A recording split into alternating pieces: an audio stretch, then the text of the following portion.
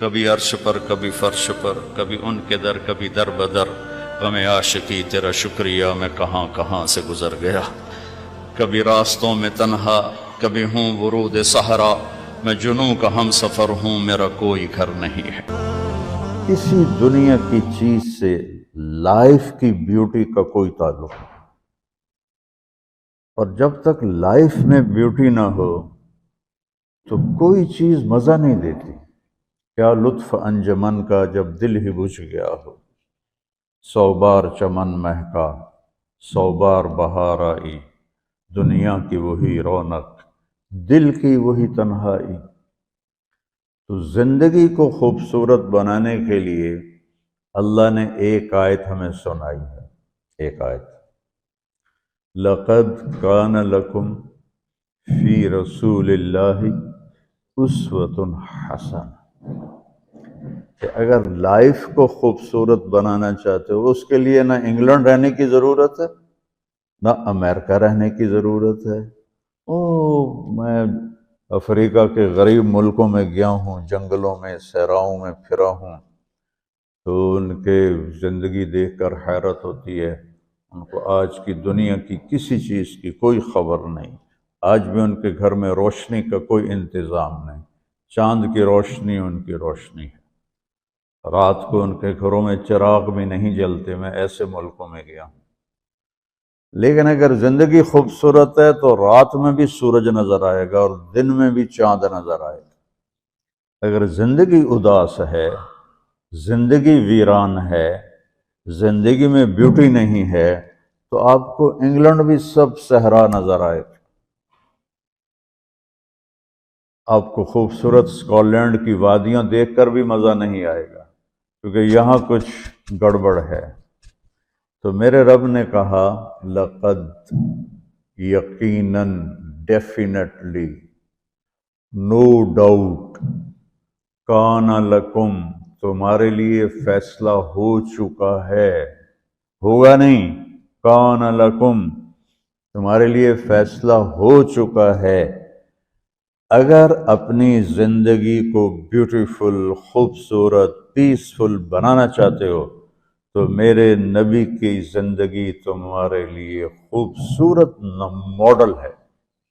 اچھا، اسوۃ حسنہ، اسوہ کہتے ہیں ماڈل کو اور حسنہ کہتے ہیں خوبصورت کو۔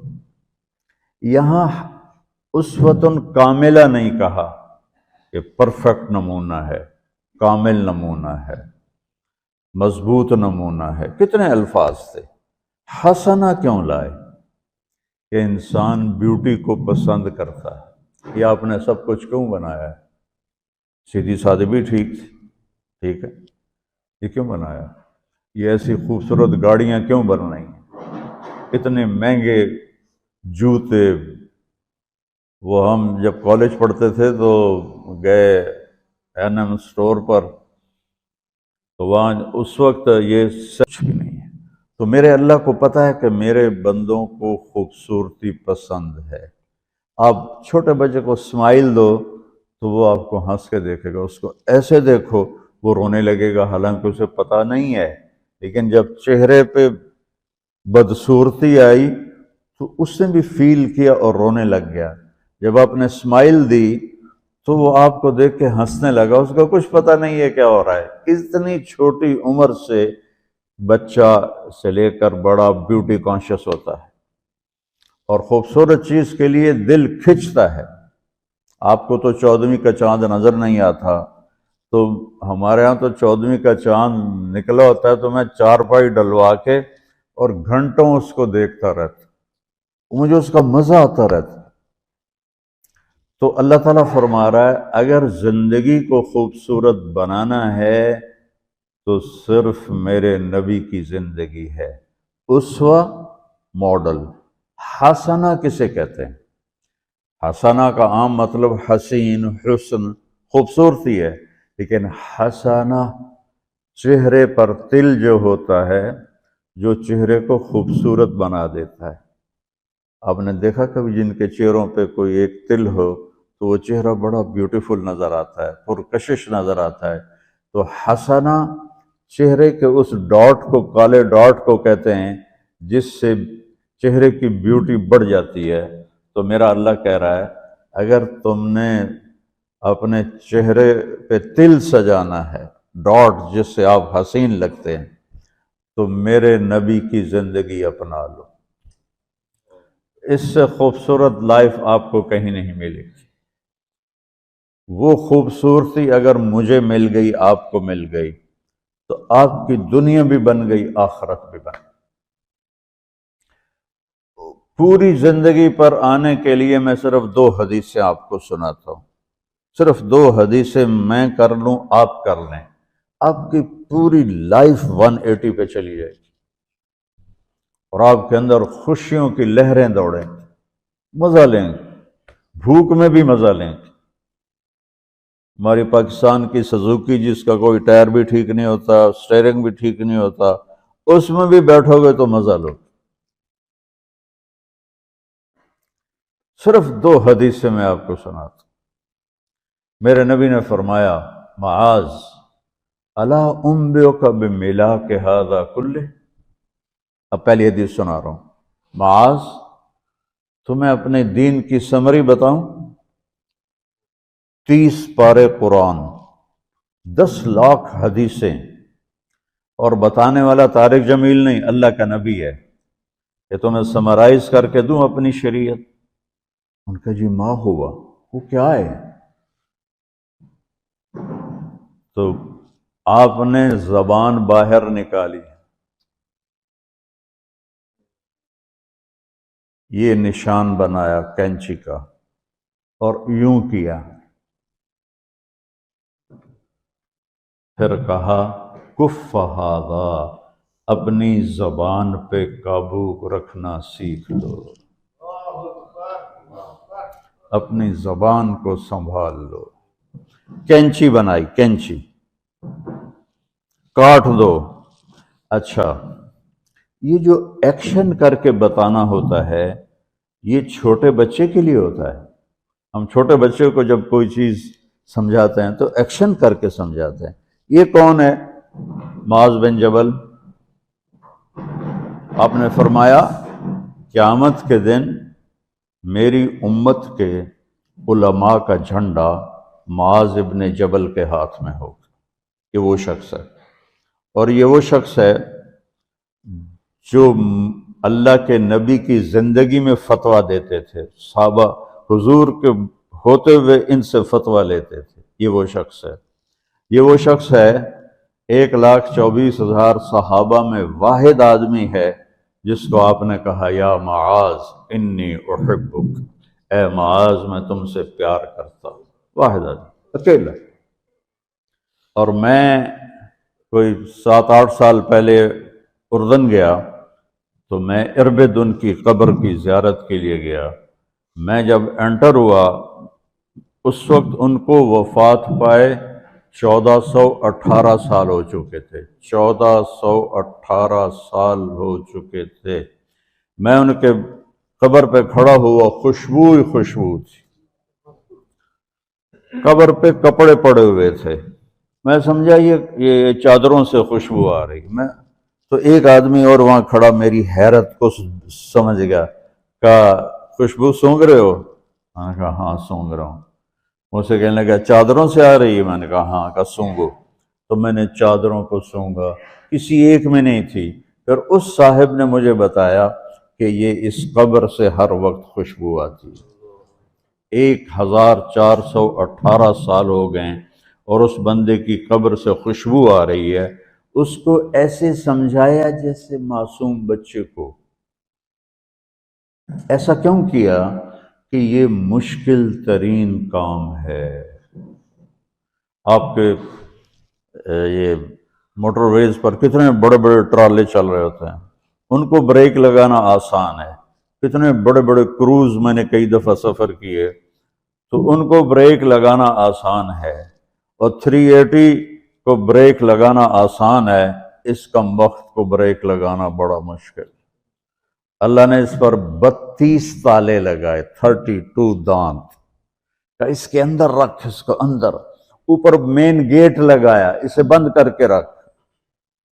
اور فرمایا من کان یؤمن باللہ والیوم الآخر فلیقل خیرا او لیسکت، جو آخرت پر اور اللہ پر ایمان رکھتا ہے وہ اچھی بات کرے، اور اگر زبان پہ کوئی غلط آنے لگے تو خاموش ہو جائے۔ غیبت، بیک بائٹنگ، ٹونٹنگ، طنز، الزام، گالیاں، ہمارے ہاں تو گالیاں بھی بڑی سپر کلاس گالیاں ہوتی، تو اس سے اللہ اکبر کا کی مطلب ہے؟ ہمارے ہاں تو گالیاں بھی ایسی نکالتے ہیں کہ شیطان بھی کانپ اٹھتا ہے، تو اس کو روک لو۔ یہ ایک حدیث آپ کے لیے پورے، اور آپ نے کیا کہا؟ یہ میرا پورا دین کی خلاصہ ہے، سمری ہے پورے دین کی، زبان کی حفاظت۔ آپ نے ابو ذر سے کہا ابو ذر تمہیں دو باتیں بتاتا ہوں، قیامت کے دن پوری قیامت کے انسان ایسا عمل ان کے پاس نہیں ہوگا جو میں تمہیں دو باتیں بتانے لگا ہوں، اور ان کا اتنا بڑا وزن ہے کہ کسی بڑے سے بڑی نیکی کا وزن بھی اس کے برابر نہیں ہوگا۔ تو ابو ذر نے پوچھا جی کیا ہے؟ فرمایا ایک اچھے اخلاق اور ایک زبان کی حفاظت۔ ابو ذر مہینہ مہینہ کسی سے بات نہیں کرتے تھے، پورا پورا مہینہ گزر جاتا تھا کسی سے بات نہیں کرتے تھے کہ زبان سے کوئی غلط بول نہ نکلے۔ یہاں گھروں میں لڑائیاں کیوں ہیں؟ زبان کا بول ہے۔ یہاں بچوں کی طلاقیں کیوں ہو رہی ہیں؟ زبان کا غلط بول ہے۔ ماں باپ کیوں ہرٹ ہو رہے ہیں؟ اولاد کی بدتمیزی اور زبان کا بول ہے۔ زبان کا بول سینہ کاٹ کے رکھ دیتا ہے۔ ہمارے پاکستان میں نا بسوں کے پیچھے عجیب عجیب جملے لکھے ہوتے ہیں۔ تو چکور ایک پرندہ ہے، میں نے زامبیا میں دیکھا، جنگل میں مجھے انہوں نے دکھایا، بڑی خوبصورت چال چلتا ہے ایسے بڑا مست ہو کے۔ تو جب کوئی نئی بس ہوتی ہے تو اس کے پیچھے لکھا ہوتا ہے ویکھ ٹور چکوری دی، تو چکوری کی چال دیکھو، بس کو چکوری بنا دیا اور چکوری جا رہی۔ جب پرانی ہوتی ہے تو لکھ ہوتا ہے ہارن دے کر پاس کرے، جب تھوڑی اور پرانی ہوتی ہے تو لکھ ہوتا ہے یا پاس کر یا برداشت کر، اور جب وہ اور پرانی ہوتی ہے تو اس کے پیچھے ایک ملنگ بنا ہوتا ہے، لکھا ہوتا ہے نہ چھیڑ ملنگان۔ یہ تو فضولیات ہیں، اب میں اصل بتاتا ہوں۔ تو میں سفر میں تھا اور پڑھ رہا تھا، تو میں پڑھتے پڑھتے تھک گیا، میں نے کتاب بند کی، تو ہم ایک بس کو کراس کر رہے تھے، تو اس کے پیچھے ایک جملہ لکھا تھا، وہ آپ کو سنانا ہے۔ لکھا ہوا تھا دل، اس کے آگے لکھا تھا برائے فروخت، for sale, heart for sale. نیچے لکھا تھا قیمت، آگے لکھا تھا ایک میٹھا بول، ایک میٹھا بول۔ اور میٹھے بول پر اپنے ماں باپ کے دل خرید سکتے ہیں، بھائیوں کے بہنوں کے خرید سکتے ہیں، بیگم کے خرید سکتے ہیں، بیگم خامند کا خرید سکتی ہے، بچوں کا دل آپ خرید سکتے ہیں، بچے ماں باپ کا دل خرید سکتے ہیں۔ اور اللہ نے مجھے 2 دفعہ یوں دنیا پھرائی ہے، ایسے 100 کے قریب ملکوں میں اللہ مجھے لے کر گیا ہے، نمازی بھی بہت، مسجدیں بھی بہت، حاجی بھی بہت، داڑھی والے بھی بہت، پگڑی والے بھی بہت، لیکن اس کو سنبھالنے والا ملتا ہی کوئی نہیں کہ جو اس پہ قابو پاتا ہو۔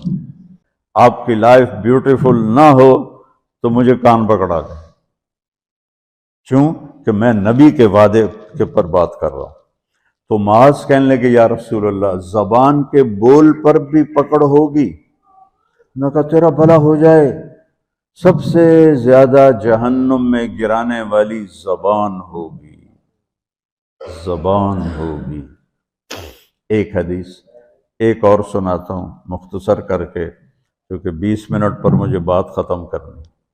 آپ نے کہا انس میرے بیٹے، میری ایک بہت گریٹ سنت ہے، گریٹ، یہ لفظ پوری حدیث میں کہیں نہیں سوائے اس ایک جگہ کی، میری ایک بہت گریٹ سنت ہے، بہت، یہ داڑھی بھی سنت ہے، یہ پگڑی بھی سنت ہے، یہ سفید، میں سفید لباس اس لیے پہنتا ہوں کہ میرے نبی کو پسند تھا، میں کوئی کلر والا نہیں پہنتا ہوں، سنت ہے لیکن گریٹ سنت صرف ایک جگہ پر آیا جو میں ابھی آپ کو بتانے لگا ہوں۔ میرے بیٹے انس، میری ایک گریٹسٹ سنت ہے، اگر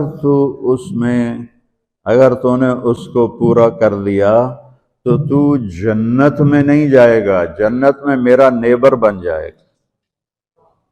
تو جنت تو بہت چھوٹی چیز ہے نبی کے نیبر کے سامنے، کا تو میرا نیبر بن جائے گا۔ پتہ ہے آپ کو کہ بڑی چیز کی قیمت بھی بڑی ہوتی ہے۔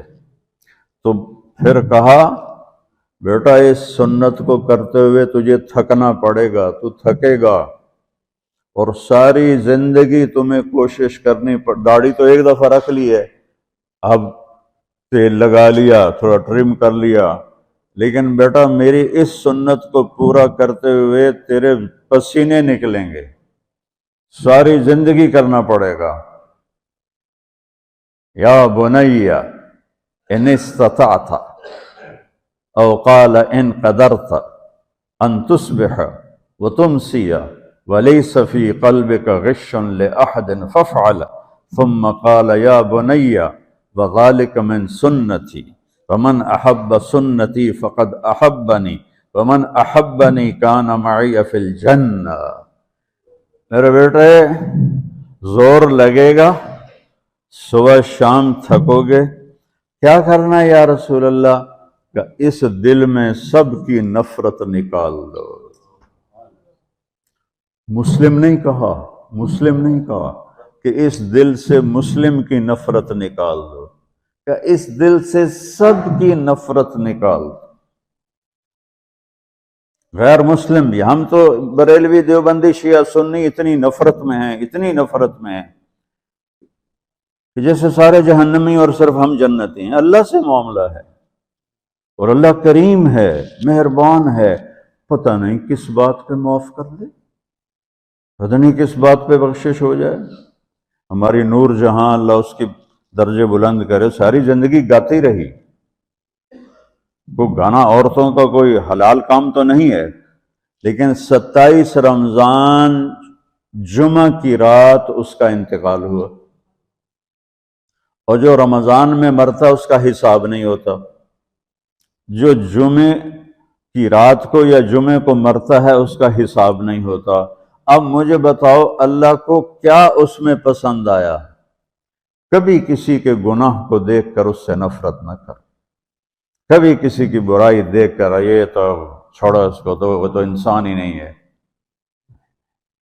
بس اپنے من میں ڈوب کر پا جا سراغ زندگی، تو اگر میرا نہیں بنتا نہ بن اپنا تو بن۔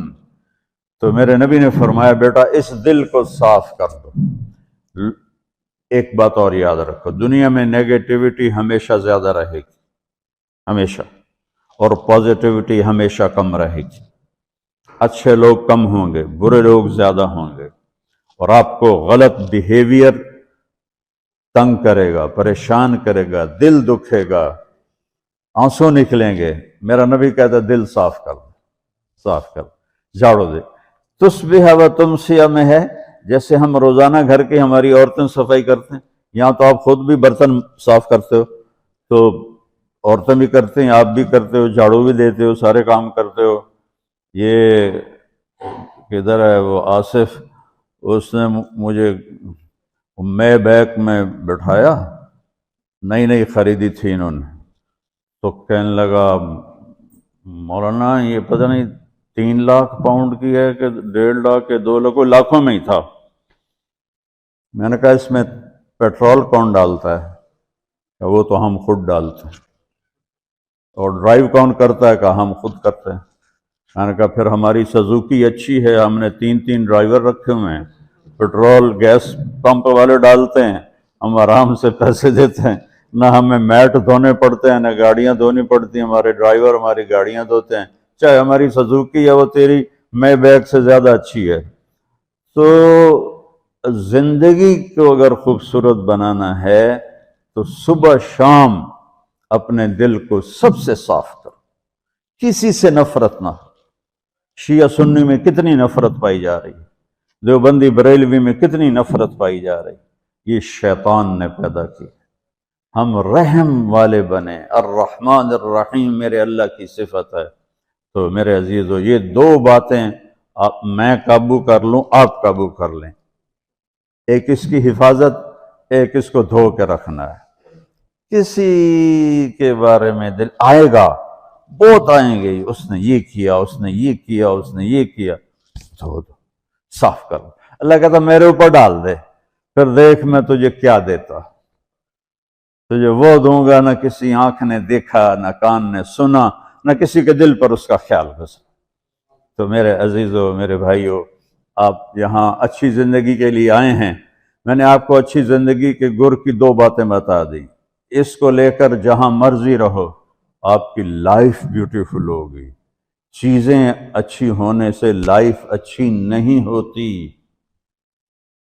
میرے رب کی قسم، میرے نبی کی غلامی سے زندگی خوبصورت ہوتی ہے، جنت کا مزہ آئے گا۔ ایسا نہیں کہ ان پر کوئی تکلیف نہیں آئے گی، آئے گی، لیکن وہ اللہ کا شکر ادا کریں، صبر کریں۔ تو آپ آپس میں محبت سے رہیں، یہاں ایک خوبصورت معاشرہ قائم کریں، غیر مسلموں سے بھی آپ احترام کریں، ہمدردی ہو اور ان کو عزت دیں، وہ آپ کے بہت قریب آ جائیں گے۔ تو میرے نبی یہودی کا جنازہ جا رہا تھا، یہودی، میرے نبی کھڑے ہو گئے، یہودی کا جنازہ، کھڑے ہو گئے۔ صحابہ کہنے لگے یا رسول اللہ یہودی ہے۔